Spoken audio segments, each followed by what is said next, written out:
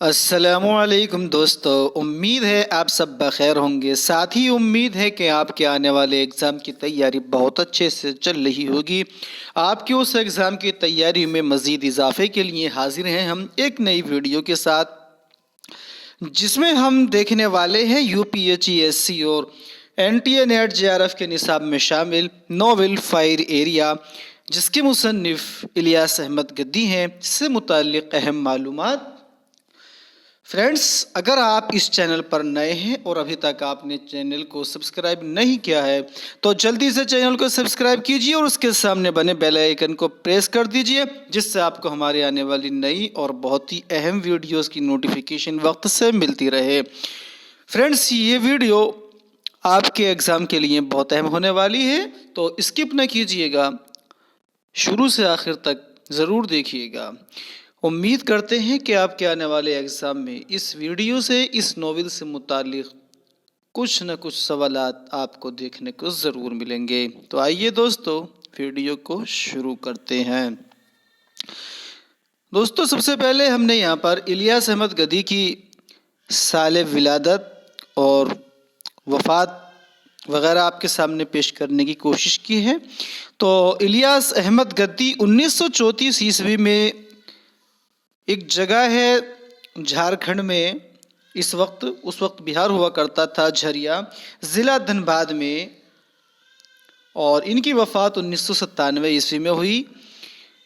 الیاس احمد گدی کی جو ولادت ہے وہ 1934 عیسوی میں جھریا نام کی جگہ پر، جو کہ ضلع دھنباد صوبہ جھارکھنڈ میں ہے اس وقت، اور اس زمانے میں 1934 میں یہ بہار کا ہی حصہ ہوا کرتا تھا، اور ان کی وفات 1997 عیسوی میں ہوئی۔ یہاں پر ان کے کچھ مشہور ناول اور مشہور جو افسانوی مجموعے ہیں وہ آپ کے سامنے پیش کیے جا رہے ہیں۔ تو ان کے جو مشہور ناول ہیں ان کے اندر ایک ہے، تو فرینڈز ان کے مشہور ناولوں میں زخم، جو کہ 1953 عیسوی میں شائع ہوا، اور زخم کو بھرنے کے لیے مرہم لگایا 1954 عیسوی میں، اور اس کے بعد مشہور ناول ہے ان کا جس کو فائر ایریا کے نام سے جانتے ہیں، جو کہ 1994 عیسوی میں شائع ہوا تھا۔ دوستو، ان کا پہلا افسانہ سرخ نوٹ رسالہ افکار بھوپال سے 1948 عیسوی میں شائع ہوا تھا۔ تو فرینڈز، الیاس احمد گدی کا پہلا افسانہ سرخ نوٹ رسالہ افکار میں 1948 عیسوی میں بھوپال سے شائع ہوا۔ ان کے جو مشہور افسانوی مجموعے ہیں ان میں شامل ہے آدمی، جو کہ 1980 عیسوی میں شائع ہوا، اور مجموعہ ان کا افسانوی تھکا ہوا دن، یہ 1989 میں شائع ہوا۔ ان کا ایک سفر نامہ بھی ہے جو لکشمن ریکھا کے پار کے نام سے شائع ہوا ہے، اور ان کا ایک خاکہ جو انہوں نے اپنے بڑے بھائی غیاث احمد گدی کا لکھا، مگد پور کا داستان گو کے نام سے۔ دوستو، ایک ان کا افسانہ ہے بغیر آسمان کی زمین، جس کا موضوع فسادات ہے۔ کئی بار پوچھ لیا جاتا ہے یہ کہ مندرجہ ذیل میں سے کس افسانے کا موضوع فسادات ہے؟ تو فسادات کے موضوع پر جو افسانے لکھی گئے ہیں ان میں سے ایک افسانہ الیاس احمد گدی کا بھی ہے، جس کا عنوان ہے بغیر آسمان کی زمین۔ تو آئیے دوستو، اب ناول فائر ایریا سے متعلق اہم معاملات، اہم سوالات دیکھتے ہیں۔ ناول فائر ایریا 1994 عیسوی میں شائع ہوا۔ اس ناول پر الیاس احمد گدی کو ساہتیہ اکادمی ایوارڈ 1996 عیسوی میں ملا۔ یہ دونوں سال آپ بہت اچھے سے یاد رکھیں، چونکہ اس سے کئی بار سوال پوچھ لیا جاتا ہے کہ ناول فائر ایریا پر الیاس احمد گدی کو ساہتیہ اکادمی ایوارڈ کب ملا؟ تو 1996 میں ملا تھا۔ 1994 عیسوی میں یہ ناول شائع ہوا تھا، اور اس ناول کا جو موضوع ہے وہ ہے کوئلے کی کان میں کام کرنے والے مزدوروں کا استحصال۔ یہ اردو کا پہلا واحد ایسا ناول ہے جس کے اندر کوئلے کی کان میں جو استحصال کیا جاتا ہے اس کو متعارف کرایا گیا ہے۔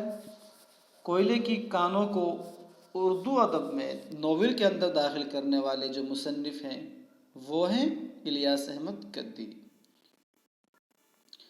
سوال نمبر 1 ہے ناول فائر ایریا کے مصنف کون ہیں؟ تو آپ جان چکے ہوں گے کہ الیاس احمد گدی ہیں۔ سوال نمبر 2 ہے ناول فائر ایریا مصنف الیاس احمد گدی کا سنِ اشاعت کیا ہے؟ ابھی بتایا تھا 1994۔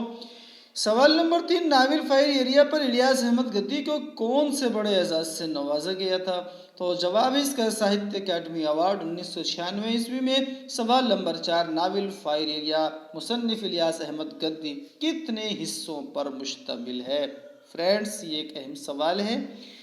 UPSC اور NDA نیٹ کے لحاظ سے یہ سوال اہم ہے، تو یاد رکھیے گا ناول فائر ایریا 3 حصوں پر 3 ابواب پر مشتمل ہے۔ آئیے اب ہم اگلا سوال دیکھتے ہیں۔ جس صبح اس نے اپنا گاؤں چھوڑا تھا وہ صبح اس کو بہت دن تک یاد رہی تھی، تب ابھی گاؤں سویا پڑا تھا، وہ پھٹ رہی تھی، اجالا یا سفید دھندل کا فوہار کی طرح اندھیرے پر گر رہا تھا۔ مذکورہ بالا اقتباس سے ناول فائر ایریا کے کس حصے کا آغاز ہوتا ہے؟ تو اس کا جواب ہے حصہ اول۔ دوستو یہ اقتباس اس لیے دیے جاتے ہیں چونکہ NTA نیٹ کے ایگزام میں کئی بار اس طرح کے سوال پوچھ لیتا ہے کہ وہ شروع سے یا آخر سے یا درمیان سے کئی بار اقتباس دے دیتا ہے اور پوچھتا ہے کہ یہاں سے ناول فائر ایریا یا کسی اور دوسری کتاب کا نام دے دیتا ہے کہ یہاں سے کس حصے کا آغاز ہوتا ہے یا یہ اقتباس کس ناول یا کس کتاب سے ماخوذ ہے۔ تو آپ کی تیاری کو بہتر بنانے کے لیے یہ اقتباس آپ کے سامنے پیش کیے جاتے ہیں۔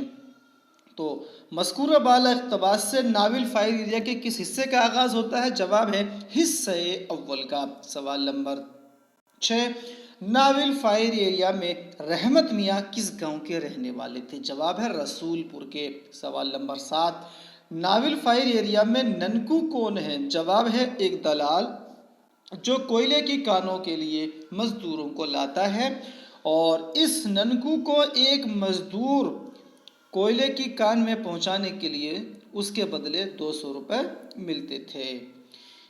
آئیے دوستو اگلا سوال ہم دیکھتے ہیں۔ اگلا سوال ہے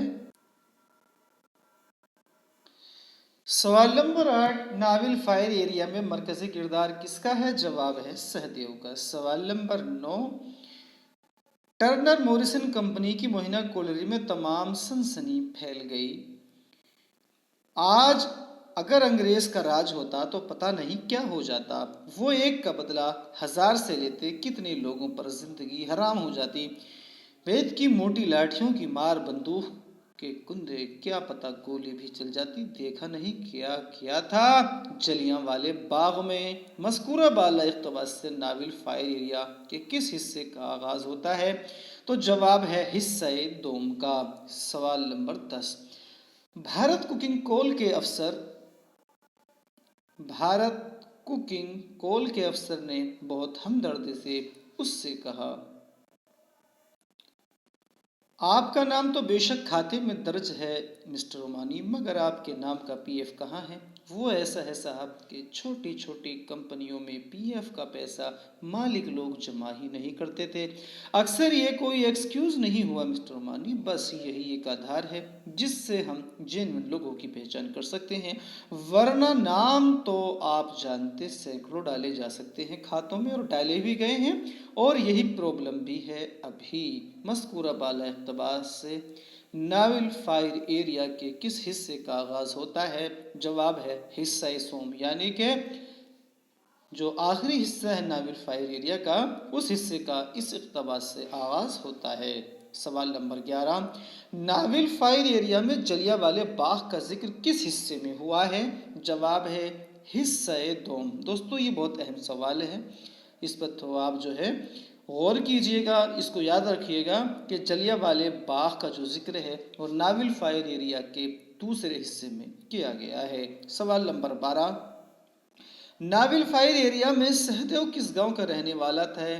تو جواب ہے ستگاواں ضلع گیا کا۔ سوال نمبر 13، ناول فائر ایریا میں خاتونیہ کون ہے؟ جواب ہے رحمت میاں کی بیوی۔ سوال نمبر 14، ناول فائر ایریا کا موضوع بظاہر کوئلے کی کان میں کام کرنے والے مزدوروں کا استحصال ہے، لیکن ان مزدوروں کے پس منظر میں کون سا موضوع پیش کیا گیا ہے؟ تو اس کا جواب ہے بھوک۔ سوال نمبر 15، کوئلہ مزدوروں کا قصہ گو کس ادیب کو کہا جاتا ہے؟ دوستو ایک اہم سوال ہے یہ، کوئلہ مزدوروں کا قصہ گو کس ادیب کو کہا جاتا ہے؟ جواب ہے الیاس احمد گدی کو۔ سوال نمبر 16، کول فیلڈ کی زندگی سے اردو ادب کو متعارف کرانے والے ادیب کا نام ہے؟ جواب ہے الیاس احمد گدی۔ سوال نمبر 17، الیاس احمد گدی کا غیاث احمد گدی سے رشتہ ہے؟ تو اس کا جواب ہے غیاث احمد گدی الیاس احمد گدی کے بڑے بھائی ہیں۔ غیاث احمد گدی ایک بڑے اور اہم افسانہ نگار ہیں، اس لیے اس سوال کو آپ کے سامنے منشن کیا گیا ہے۔ دوستو اگر آپ اس چینل پر نئے ہیں اور ابھی تک آپ نے چینل کو سبسکرائب نہیں کیا ہے تو جلدی سے چینل کو سبسکرائب کیجئے، اور ویڈیو اچھی لگی ہو تو لائک کیجئے گا اور زیادہ سے زیادہ شیئر بھی کیجئے گا۔ دوستو یہاں پر ہم نے ناول فائر ایریا کے کچھ اہم کردار جو آپ کے ایگزام سے متعلق پوچھے جا سکتے ہیں وہ آپ کے سامنے پیش کرنے کی کوشش کی ہے۔ سہدیو ابھی آپ کو بتایا مرکزی کردار کی حیثیت ہے، ننکو ایک دلال ہے جو سہدیو، رحمت میاں اور ایک دو اور جو کردار ہیں ان کو کوئلے کی فیکٹری میں کام کرانے کے لیے لالچ دے کر کے لے جاتا ہے۔ جوالا پرساد ہیں، خاتونیہ ہیں جو کہ رحمت میاں کی بیوی ہے۔